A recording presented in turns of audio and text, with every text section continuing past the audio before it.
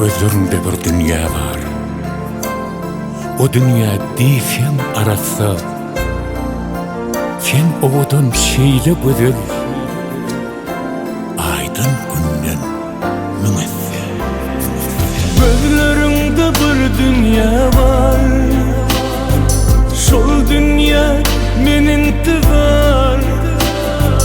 Sen ovadan şeyle güzel, olmana ömürlük yar. Kara saçlan şemalı oynayar. Onu gören vaktim arzu kalmayar. Senin mehirli ömrümde görmedim. Sevgi var, mehir var dine sen yanımda.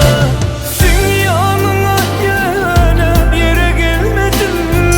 Sebebini senden yaşamağıma.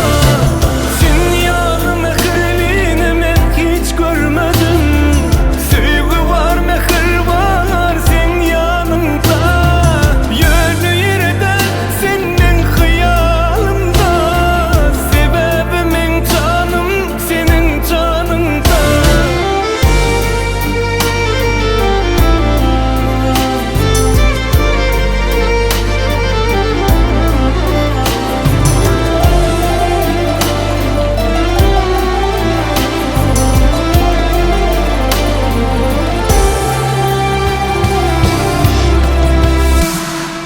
Gözlerinde bir dünya var.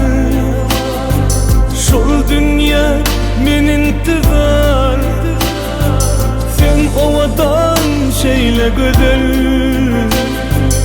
olmana ömürlük yar. Kara saçlan şemalı oynayar. Onu gören vaktim arzu kalmayar.